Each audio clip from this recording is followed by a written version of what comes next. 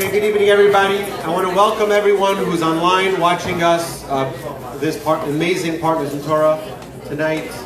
I want to make a few acknowledgments before I say a short Dvar Torah, a short thought. I want to first thank Rabbi Johnny Uzen and Chaviva Grunitsky for arranging all of the food here tonight, and David and Susan for sponsoring the dinner and refreshments tonight. Now, as you all know, tonight we also we're coinciding with our matching gift campaign. It is the largest and only fundraiser of the year for Torch, and we pride ourselves that we are busy all year teaching and fulfilling our mission at Torch of connecting Jews and Judaism, and we're not busy fundraising.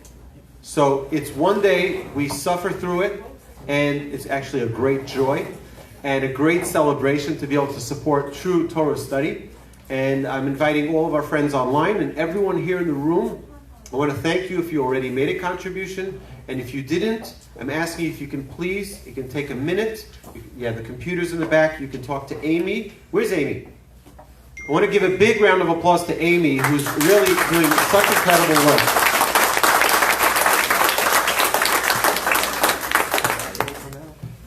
Now with us, as you know, every dollar that's donated is quadrupled. How is it quadrupled? It's quadrupled because many very dedicated and people who are giving as much as they can are giving a large sum of money, $300,000, to match the $100,000 that is given today. It's the 24 hours. Some of them are here with us today, and I want to acknowledge them. It's Eitan and Valerie Merwis. My dear, beloved Gary Korn. David and Susan Marvin. So I want to thank you all. I know how hard it is to earn the money, and I appreciate it immensely that you share some of it with Torch. So thank you. And to everyone who's contributing to match those funds, it means a tremendous amount to us in Torch and to everyone who benefits from Torch. So thank you. The website that you can donate at is givetorch.com. Everyone is welcome to donate there. Now, there is an internal little competition going on. So if you hear from somebody else, givetorch.org or givetorch.net or givetorch.info, it's just them trying to push their own little team. It's fine. You can give to any of them. It goes to the same exact pot. So thank you very much, everybody.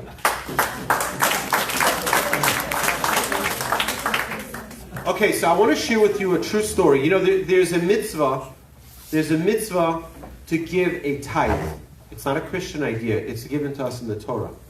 That 10% of maaser, of everything you earn, doesn't belong to you, meaning God would have given you $90, He gave you $100, so that the last 10% you can give to someone else. You can be that conduit through which God is sending that money to His creations, to the needs in your community. There's another concept of tzedakah, which is charity. That's above the 10%. So I want to tell you an amazing story. This is a true story. Some of you may have heard it if you've been to my classes. There's an individual who came to visit. He called me up from Israel. And he says, "Hi, I'm coming to visit Houston. Is it okay I stay by you for Shabbos?" Now, generally speaking, not always, but generally speaking, when someone calls you like that, they're coming to raise funds for an institution. So he arrives on Friday, and he calls me up. "What's your exact address?" And he is staying by me for the whole Shabbos. And it's a lovely Shabbos. It was so nice. We were schmoozing. We got to know each other.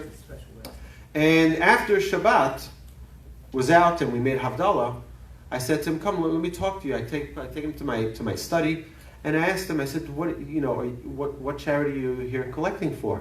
So he says, "No. I'm not here for any charity." He says, "I'm a scribe. I'm a sofer. We have one in our community now, Rabbi Meir Grunitsky. Anybody who needs a mezuzah, right? We have a scribe here. If you need a Sefer Torah written, if you need a Megillah, or any other type of Judaica scroll that is written by a scribe, you got one in-house right here." So he says, "I'm a scribe, and I don't need anybody's charity." but I want you to bring your family around the table and I want to tell you the most incredible story. So he said, 22 years earlier, he was newlywed, he had one child, and his second child was on the way, and he said it came a day where they did not have one penny. They lived in Israel at the time, they still do. They didn't have a shekel, nothing. He went to his rabbi and he said to his rabbi, I need to ask you a favor. As a rabbi, you can guide me. He says, I don't have anything. Can you at least release me, so to speak, from the obligation to tithe? If he makes 100 shekel, he has to give 10 of which he can't afford to give. So the rabbi says, listen, this is something much bigger than me. I'm not really worthy or capable of giving you a go on this. Go speak to the great Rabbi Pinchas Scheinberg. Speak to Rabbi Scheinberg and ask him if you can not give the 10% tithe. So he goes to Rabbi Scheinberg and he asks Rabbi Scheinberg, can I, I'm really poor and I really can't afford the 10%. Is it okay if I take away, if I don't give the 10% anymore? So the rabbi says, yes, it's okay. You don't need to give the 10%. Give 20%. He says, I want you to promise to me that you're going to give 20%. And with that, I'm going to give you the blessing of the great sages that it's guaranteed that you will never have a financial concern again. He says, I came in to get 10 off. I got 20 on. Right? So he says, okay, I'll talk to my wife. He goes to his wife, and his wife says, I don't understand what your problem is. He says, 20% of nothing is still nothing. It doesn't make a difference. If the rabbi said 20%, we're going to do it, and we're going to make the promise. And at that point, at that moment, they made the commitment. The phone rings. You get a phone call, and it's the first rabbi he called. It was his rabbi in yeshiva. And his rabbi says, where are you right now? He says, I'm home. He says, get to the yeshiva right now. I need you to come to the yeshiva right now. He says, yeah, I don't know how to get to the yeshiva. He says, I don't care. Go to your neighbor, borrow money for a cab. Borrow money for a cab. I don't care how you get here. Get to the yeshiva now. He goes to the yeshiva. And he's explaining to me that as a scribe, the biggest challenge of scribes is distribution. Scribe can write very nicely, but if he doesn't have a way to sell his product, to get it into bookstores, to get it into the market, it's a big problem. He says that the biggest challenge of a scribe is their drawer. The drawer gets filled with scrolls, piles and piles of scrolls, and they don't have what to do with it. They don't have who to sell it to. So he goes to the yeshiva, and standing next to the rabbi is a student of that yeshiva from many, many years earlier. He didn't know who he was. He says, I want to introduce you. This is a student who learned in the yeshiva many, many years ago, and he owns the biggest Judaica store in New York, and he has the big problem. He doesn't have a scribe that can give him enough scrolls. You guys should work together. And he said from that day on, it's now 22 years later, he never had a scroll sit in his drawer. Not even a minute. And I looked at his scrolls. He showed me some of his scrolls. They're stunning. They're gorgeous. I said, can I buy one? He says, this was sold a year ago. He says, I'm going to deliver this scroll that was sold already a year ago. He says, and my next 3 years have been sold already.